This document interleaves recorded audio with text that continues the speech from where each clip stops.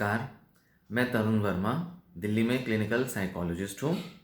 इस वीडियो में मैं अपनी एक पिछली वीडियो से चर्चा को आगे बढ़ाना चाहूँगा, जिसमें मैंने ये आपसे डिस्कस किया था कि ईआरपी मतलब एक्सपोजर एंड रिस्पॉन्स प्रिवेंशन, जो कि ओसीडी के ट्रीटमेंट में दी जाने वाली साइकोथेरेपी होती है या जिसे हम बिहेवियर थेरेपी का कंपोनेंट मानते हैं, इसको करने में किन चीज़ों को लेकर ध्यान में रखना चाहिए, क्या चीज़ें हैं जिन्हें समझकर पेशेंट्स जो हैं वो अच्छे से अपना ईआरपी कर सकते हैं और इससे एक सक्सेसफुल रिजल्ट्स पा सकते हैं। इस बारे में मैं आगे आपसे चर्चा करूंगा, क्योंकि यह डिस्कशन इसलिए ज़रूरी है क्योंकि अक्सर हम कई बार ईआरपी या ऐसे जो भी बिहेवियर थेरेपी वाले जो प्रोसीजर्स हैं उनको समझ नहीं पाते या उनमें कुछ चूक कर देते हैं, कुछ गलतियां कर देते हैं और कुछ चीज़ें हम सही तरह से समझ नहीं पाते, ध्यान नहीं रख पाते। कई बार हमारे डॉक्टर, हमारे थेरेपिस्ट हमें कुछ बातों पर ध्यान नहीं दिलाते, कुछ इंपॉर्टेंट पॉइंट्स को हाईलाइट नहीं करते कि किन चीज़ों का ध्यान में रखना ज़रूरी है जिस वजह से ईआरपी सक्सेसफुली की जा पाएगी।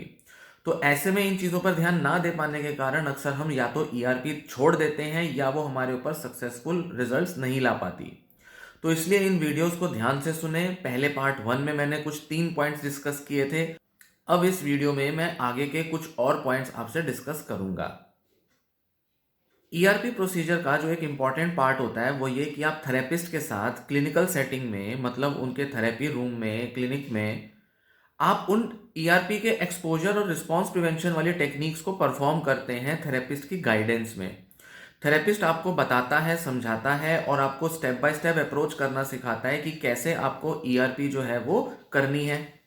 मतलब मान लीजिए अगर गंदगी को लेकर आपका मन में कोई डर बैठा है या किसी भी तरह का कोई काउंटिंग को लेकर या और अपने माइंड में कोई स्क्रूपुलोसिटी, रिलीजियस या किसी और तरह का फियर आपके मन में है, तो थेरेपिस्ट क्या करते हैं, वो आपको वहां पर अपने क्लिनिक सेटिंग में डस्टबिन से कोई चीज़ें गंदी निकाल के आपको थोड़ा एक्सपोजर कराएंगे। कोई गंदी चीज़ें उनके वहां पड़ी होंगी उससे आपको एक्सपोजर कराएंगे। ज़मीन पर और कुछ गंदी जगहों पर आपको हाथ पैर टच कर कर आपको बताएंगे कि इनके साथ जो है ईआरपी करो। स्क्रूपुलोसिटी मतलब रिलीजियस वाले जो कंपल्जन्स होंगी उसके अंदर आपको कुछ रिलीजियस ऑब्सेशंस जो है आपकी, उसको लेकर आपको एक्सपोजर कराएंगे जो आपके फियर्स हैं। साथ ही साथ आपको कंपल्जन्स ना परफॉर्म करो वो आपको कराएंगे। तो इसी तरह के बड़े सारे जो कंपल्जन्स, ऑब्सेशंस हो सकते हैं उसके लिए वो ईआरपी कराते हैं आपको क्लिनिक रूम में। क्लिनिक के अंदर क्या होता है, थेरेपी रूम के अंदर सब चीज़ें बड़े कन्वीनियंटली हो जाती हैं। थेरेपिस्ट हमेशा आपके साथ है, आपको करेक्ट करने के लिए, आपको बताने के लिए कि आप क्या सही कर रहे हो, क्या गलत कर रहे हो। आपको पूरा समझाते हैं, पूरा बताते हैं कि कैसे कैसे आपको जो है ईआरपी परफॉर्म करना है और आगे प्रोसीड करना है। तो आप अपने फियर को कम करने में ज़्यादा सक्सेसफुल हो पाते हो, क्योंकि आप हमेशा मॉनिटर किए जा रहे हो और आपको चीज़ें क्योंकि सीख रहे हो तो आप कन्वीनियंटली कर पाते हो। पर जब आपको थेरेपिस्ट कहता है कि अब अपनी रियल लाइफ में जाकर अपने घर पे, अपने ऑफिस में या जिस भी जगह पर आप हैं वहां पर इसको परफॉर्म करना, जिसे हम कहते हैं इन वाइवो एक्सरसाइजेस। लेबोरेटरी में मतलब क्लिनिक में की जाने वाली एक्सरसाइजेस इन विट्रो होती हैं और रियल लाइफ में की जाने वाली इन वाइवो एक्सरसाइजेस या प्रैक्टिसेस कही जाती हैं। तो जो भी इन वाइवो प्रोसीजर आपको करने के लिए कहा गया है अपने घर पर या अपने किसी पर्सनल स्पेस में, वहां पर अक्सर लोग परफॉर्म नहीं करते। वहां पर अक्सर वो किसी ना किसी तरह से उसको करना या तो डिफिकल्ट मानते हैं या वो टाइम मैनेजमेंट नहीं कर पाते जिस वजह से वो उसको परफॉर्म नहीं करते, या वहां कोई सुपरविजन देने वाला नहीं होता कि उनको कोई बताए कि कब कैसे क्या करना है। घर वालों को भी अगर ये चीजें सिखा दी जाए तो घर वालों के साथ भी पेशेंट जो है वो बहुत अच्छे से परफॉर्म नहीं कर पाता, किसी ना किसी तरह का कॉन्फ्लिक्ट, एग्रेशन, कुछ ना कुछ इश्यूज आ जाते हैं। साथ ही साथ घर पर कई बार पेशेंट जो है वो थोड़े से एफर्ट लेकर गिव अप कर देता है जिस वजह से उसको लगता है कि उससे हो नहीं रही या उसके बस की नहीं हो रही या उसको समझ नहीं आ रही कुछ भी, और वो ये सोचता है कि ये जो करना होगा ये मैं थेरेपिस्ट के साथ जाके ही करूंगा, मुझे तो कुछ क्लियर नहीं हो रहा। तो कई सारे ऐसे रीजंस की वजह से या तो ईआरपी खुद ही डिफिकल्ट लग सकती है, या फिर घर के माहौल में पेशेंट को कोई मॉनिटर करने वाला नहीं है, या फिर उसे कुछ बातें याद नहीं रही हैं, या उसे लगता है कि वहां जो किया था वो तो इजीली हो गया था क्योंकि डॉक्टर थे साथ में, या वहां पर तो मुझे सब समझ में आ गया था पर यहाँ पर मुझे क्लियर ही नहीं हो रहा कि क्या करना है क्या नहीं करना है। तो ऐसे कई सारे इश्यूज की वजह से पेशेंट जो है वो अपने घर पे, अपने ऑफिस में, अपने वर्क प्लेस पर, कहीं भी बाहर की जगह पर वो जो ईआरपी की एक्सरसाइज है उसे परफॉर्म करने से बचते हैं या उसे छोड़ देते हैं, क्योंकि एंग्जाइटी बहुत ज़्यादा होती है कंपल्जन्स को फेस करने में, मतलब एक्सपोजर करने में, कंपल्जन नहीं करना। तो ऐसे में पेशेंट को इतना तेज एंग्जाइटी आता है कि उस टाइम पे सिर्फ एक ही चीज़ का मन करता है कि निकलो इस सिचुएशन से। थेरेपी में तो फिर भी वो फेस कर रहे हैं, टॉलरेट कर रहे हैं क्योंकि थेरेपिस्ट सामने है, बोल रहा है कि करो। पर रियल लाइफ सिचुएशन में उनको आसान तरीका दिखता है कि छोड़ दो, अच्छा तो यही है, क्योंकि एस्केप की फीलिंग आती है जब हमारे अंदर बहुत ज़्यादा एंग्जाइटी होता है, तो हम थेरेपी की एक्सरसाइज से एस्केप कर लेते हैं। पर प्रॉब्लम क्या होती है कि इस तरह से अप्रोच कर कर, मतलब कि आप घर पे ना करें और सिर्फ थेरेपिस्ट के सामने करें, आपकी सक्सेस अच्छी नहीं मिल सकती आपको ईआरपी के ट्रीटमेंट में और ओसीडी की रिकवरी में। ईआरपी जैसी एक्सरसाइजेस का जो मेन टारगेट होता है वो ये कि आपका दिमाग, आपका शरीर, आपका मन हर तरह से समझ जाए कि उस सिचुएशन से, उस इशू से डरने की जरूरत नहीं है। जो रियल डेंजर्स हैं, जो रियल थ्रेट हैं, जिस वजह से आपको बहुत ज्यादा एंग्जाइटी होता है, वो आपकी रियल लाइफ में एग्जिस्ट करते हैं। वो सुबह से शाम तक रैंडम इंसिडेंट्स जो होते हैं, रैंडम इवेंट्स होते हैं, अचानक से कभी भी आप अपने उस चीज के सामने खड़े हो जाएंगे जिस चीज से आप सबसे ज्यादा डरते हैं। तो जब तक आप रियल लाइफ में इसको प्रैक्टिस करके निकालेंगे नहीं, तब तक आपके मन, शरीर, दिमाग पूरी तरह से बदलेगा नहीं और उस चीज से डरना बंद नहीं करेगा। थेरेपिस्ट के रूम में छोटा मोटा इशू था, रिजॉल्व हो गया, छोटा मोटा उसने एक्सपोजर दिया, आप रिजॉल्व कर गए, आपको लगा ये तो बड़ा आसान है। जब रियल लाइफ में करने लगे तो आप उस रियल लाइफ सिचुएशन के सामने घबरा गए, डर गए, वैसे ही जैसे आप थेरेपी से पहले घबराते थे। थोड़ा सा फर्क जरूर होगा क्योंकि अब आपको थोड़ी ज्यादा एजुकेशन, नॉलेज हो गई है, बट ओवरऑल आपको करना मुश्किल लगेगा कि भाई ये एक्सरसाइज तो नहीं हो पा रही। तो सबसे पहली चीज क्या दिमाग में आएगी कि सिचुएशन से निकलो। आपको करेज नहीं आ पाएगी। पर जब तक आप रियल लाइफ सिचुएशंस, जो कि एक्चुअल सिचुएशंस हैं, जो आपको आगे भी फेस करनी है, थेरेपी कब तक लेंगे? कुछ टाइम तक थेरेपी लोगे, कुछ सेशंस लोगे, पर लंबे टाइम तक आपको वो सिचुएशन जो है वो रियल लाइफ में फेस करनी है। इसलिए जब तक आप एक्चुअल में अपना ईआरपी अपना डे टू डे लाइफ में परफॉर्म नहीं करेंगे, इसका मतलब ये नहीं है कि आप कभी भी परफॉर्म कर लो ईआरपी। एक सेट टाइम रख के, एक सेट तरीके से आप करोगे, जैसे कि आपने थेरेपिस्ट के साथ डिस्कस किया है, तो आप उस चैलेंज को टैकल करने के लिए पहले से प्रिपेयर करके जब अपने को एक्सपोजर करोगे, रिस्पॉन्स प्रिवेंशन करोगे, तो नेचुरली आपके लिए आसान होगा उसको परफॉर्म कर पाना, अगर आप दिन भर में से शेड्यूल कर लेते हो अपनी ईआरपी की एक्सरसाइज को। तो ऐसे में क्या होगा, जब आप ईआरपी की एक्सरसाइज को शेड्यूल करके करते हो, टाइम वगैरह सब चीजें सेट करके, एक्सरसाइज कैसे क्या करनी है, किस तरह से करनी है, सेट कर लेते हो, तो आपके लिए ज्यादा आसान होगा अगर आप अप्रोच करते हो। पर अगर आप ये सब नहीं कर पा रहे हो, नहीं करते हो, तो मैं आपको पहले ही बता दूं कि ईआरपी का ट्रीटमेंट, थेरेपी आप थेरेपिस्ट के पास तो जाके ले लोगे, बट उसका बहुत ज़्यादा फर्क रियल लाइफ में नहीं आने वाला। आप कहोगे कि थेरेपी वर्क नहीं करी, या आप कहोगे थेरेपी वर्क करती ही नहीं, या आप कहोगे कि भाई मेरी बीमारी तो बहुत ही ज़्यादा लाइलाज है, उसका तो कोई क्योर नहीं है, ओसीडी का कोई क्योर नहीं है, ये तो नहीं ठीक हो सकती, इसलिए बेकार है, मैं ट्रीटमेंट लेता नहीं हूँ या लेती नहीं हूँ, मैं ज़िंदगी भर ऐसी रह लूँगी या ऐसी रह लूँगा।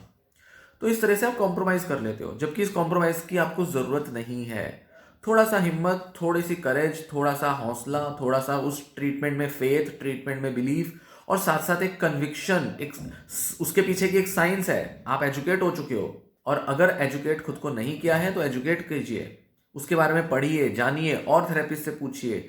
पूछिए उनसे कि कैसे मैं अपने घर में, अपने बाहर के माहौल में, थेरेपी से बाहर मैं किस तरह से इसको कन्वीनियंटली कर सकता हूँ या कर सकती हूँ। किन चीज़ों पर ध्यान देकर आप अपने को बेटर तरीके से परफॉर्म करना सिखा सकते हैं, इस पर फोकस करना होगा। नहीं तो ईआरपी करना बड़ा मुश्किल हो जाएगा और आप ट्रीटमेंट से गिव अप कर देंगे। नेक्स्ट एक इंपॉर्टेंट पॉइंट आता है कि जो एक्सपोजर है उसके अंदर सारे एलिमेंट होने चाहिए ऑब्सेशन के, मतलब जिन चीज़ों को लेकर ऑब्सेशन होता है, डर लगता है, उसके सारे एलिमेंट्स इंक्लूड होने चाहिए। ये नहीं कि थोड़ा सा फियर तो हमने एक्सपोजर से दूर कर दिया, बाकी के फियर को हमने टारगेट ही नहीं किया, या ऑब्सेशन का एक पहलू तो हमने टारगेट कर दिया, दूसरा पहलू टारगेट नहीं किया। साथ ही साथ हर अलग अलग पर्सन का जो ऑब्सेशन होता है वो अलग टाइप का होता है। तो अगर किसी और के साथ अगर एक तरीके की एक्सपोजर एक्सरसाइज काम की हो, तो जरूरी नहीं कि दूसरे के साथ वही एक्सपोजर एक्सरसाइज काम करेगी। और इसी के साथ ये भी ध्यान देना जरूरी है कि कई बार हमने पास्ट में जो ऑब्सेशन को दूर करके जो चेंजेस लाए होते हैं ईआरपी के थ्रू, या हमने किसी एक टाइप का ऑब्सेशन जो है ईआरपी से ओवरकम किया होता है, तो जरूरी नहीं कि दूसरे टाइप के ऑब्सेशन में या पास्ट में जो हो गया, जरूरी नहीं कि प्रेजेंट वाले ऑब्सेशन में सेम टेक्निक, सेम अप्रोच काम कर जाए, मतलब वही वाला एक्सपोजर काम कर जाए। तो डिफरेंट तरीके से डिजाइन करना पड़ता है, प्लान करना पड़ता है, डिफरेंट ऑब्सेशंस को टारगेट करके अलग अलग तरह से एक्सपोजर एक्सरसाइज की जाती है। सो ये नहीं कि बस एक ही तरीका लगा लिया कि बस गंदगी को छूना है और कर लिया काम। कई बार गंदगी को टच करने के लिए अलग अलग चीजें सेलेक्ट करनी पड़ती हैं। कई बार उनको ग्रेजुअल, उनका जो एक प्रोसेस है, ग्रेजुअल एक्सपोजर, धीरे धीरे जो हम कर रहे हैं, उसका तरीका, पैटर्न बदलना पड़ता है। एक सिचुएशन में गंदगी को एक तरह से अप्रोच करना है, दूसरी सिचुएशन में गंदगी का एक्सपोजर अलग तरह से अप्रोच करना है।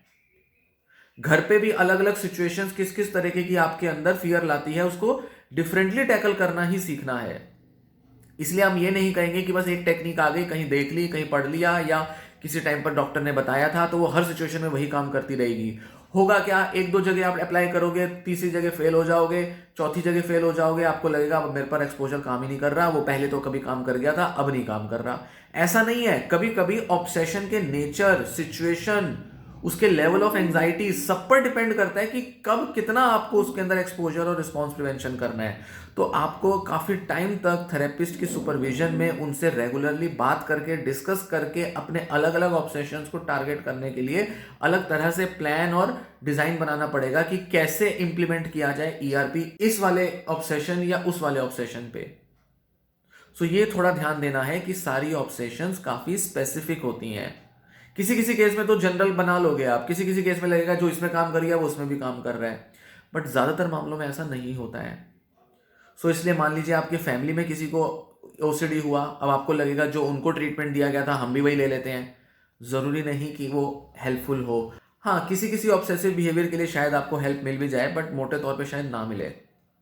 तो आपको बेसिक प्रिंसिपल्स ईआरपी के समझकर, बेसिक प्रिंसिपल्स जो भी बिहेवियर थेरेपी और कॉग्निटिव थेरेपी के हैं उनको जानकर, फिर आप अगर परफॉर्म करेंगे तो शायद आप फिर भी बेटर तरीके से कर पाएंगे। बट अगर आप सिर्फ टेक्निक सीखने पर फोकस कर रहे हैं तो वहां ज्यादा काम नहीं आएगा। वहां पर आपको एक टेक्निक एक सिचुएशन की दूसरे जगह पर काम नहीं करेगी। एक ऑब्सेशन पर जो काम कर गया दूसरी ऑब्सेशन पर वो काम शायद ना करे। एक चीज का ध्यान रखें जो कि एक प्रिंसिपल होता है ईआरपी के पीछे, ईआरपी के पीछे की साइंस होती है, वो ये कि ईआरपी का जो मेन मोटिव होता है, पर्पस होता है, वो होता है हैबिचुएशन। हैबिचुएशन मतलब हैबिट पड़ जाना, एक नए तरीके की हैबिट पड़ जाना हम ये कहेंगे। हैबिचुएशन एंजाइटी और जितने भी ऐसे इमोशनल एक्सपीरियंसेस होते हैं जहां पर हमारे को बहुत ज़्यादा फियर आता है, डर लगता है, पैनिक लगता है, इसके मामले में की जाने वाली एक बहुत साइंटिफिक टेक्निक है जो कि अप्लाई करके फियर्स और एंजाइटीज को दूर किया जा सकता है। तो जब हमें किसी चीज से एंजाइटी हो रही है तो हम क्या करते हैं, जब हम उस एंजाइटी को फेस कर रहे हैं, एंजाइटी को बढ़ने दे रहे हैं और बढ़कर एंजाइटी अपने आप कम हो जाएगी थोड़े टाइम बाद, ये जो पूरा फेज है, एंजाइटी बढ़ी, फिर उसके बाद पीक पर पहुंची, फिर कम हो गई, तो एंजाइटी के इस कम होने को ही हम कहते हैं कि हैबिचुएशन हो गई। मतलब अब वही चीज जिसको लेकर हमारे को एक्सपोजर हो रहा है, जो पहले एंजाइटी देता था अब वो एंजाइटी नहीं दे रहा, मतलब हमें अब आदत पड़ चुकी है, एंजाइटी कम हो चुकी है। हमारा जो दिमाग है, हमारी जो फिजियोलॉजी है, वो तब तक नहीं बदलती जब तक कि हम इस एंजाइटी को फेस करके एक्सपोजर के थ्रू हैबिचुएट ना हो जाएं। एंजाइटी कम नहीं होगी, एंजाइटी का कम होना इनफैक्ट हैबिचुएशन कहेंगे। मतलब इतनी आदत पड़ गई है उस सिचुएशन को फेस करने की कि अब एंजाइटी उठेगी नहीं। तो दिमाग थोड़े टाइम बाद क्या कहेगा कि भाई इस सिचुएशन को तुम फेस तो कर रहे हो, बट अब एंजाइटी की कोई जरूरत नहीं, क्योंकि अब तुम्हें एंजाइटी होती नहीं, अब तो बॉडी को हमने आदत दिला दी, दिमाग को आदत दिला दी। तो होता क्या है कि जब शुरू में हम किसी सिचुएशन को फेस करते हैं, एक्सपोज करते हैं, तो हमारी एंजाइटी बढ़ेगी। नॉर्मली हम क्या करते हैं, ऐसे टाइम पर एकदम पीछे हो जाते हैं, छोड़ देते हैं, कंपल्जन परफॉर्म कर देते हैं। तो जब हम कंपल्जन परफॉर्म नहीं करेंगे और एक्सपोजर करते जाएंगे तो धीरे धीरे धीरे एंजाइटी बढ़ेगी, और एंजाइटी पर इनडेफिनेटली, इनफाइनाइटली बढ़ती नहीं रहेगी। थोड़े टाइम बाद वो एंजाइटी अपने आप कम होनी शुरू हो जाएगी। तो जब वो अपने आप कम होनी शुरू हो जाएगी, फिर बार बार जब आप एक्सपोजर करोगे तो दिमाग पहले की तरह एकदम इंटेंस एंजाइटी रेज नहीं करेगा। जितनी देर, जितना टाइम तक आप उस चीज से एक्सपोज करोगे तब भी आपकी एंजाइटी जो है कम ही रहेगी। इसको हैबिचुएशन कहते हैं। और इसी तरह से आपके अंदर का डर, एंजाइटी चला जाता है, तब आपको कंपल्जन परफॉर्म करने की नीड नहीं रहती। तो ये बेसिक प्रिंसिपल है हैबिचुएशन, जो कि हेल्प करता है ईआरपी के थ्रू ट्रीटमेंट सक्सेस अचीव करने में। नेक्स्ट एक इंपॉर्टेंट पॉइंट आता है, वो ये कि कई बार इन वाइवो, मतलब रियल लाइफ के जो एक्सपोजर्स होते हैं वो पॉसिबल नहीं हो पाते, क्योंकि उससे कुछ डेंजर हो जाएगा, उससे कुछ खतरे हो सकते हैं, उससे किसी तरीके का शेम, एम्बैरेसमेंट आ सकता है, कई तरह के इश्यूज हो सकते हैं जो कि रियल लाइफ में एक्सपोजर करने पॉसिबल नहीं बनाएंगे। तो ऐसे में क्या होता है, हम एक टेक्निक यूज करते हैं जिसे कहते हैं इमेजिनल एक्सपोजर, मतलब इमेजिनेशन में एक्सपोजर करना, अपने मन में धीरे धीरे धीरे फियर्ड सिचुएशन को फेस करके एक्सपोज कर देना और उस एक्सपोजर से एंजाइटी को दूर कर देना।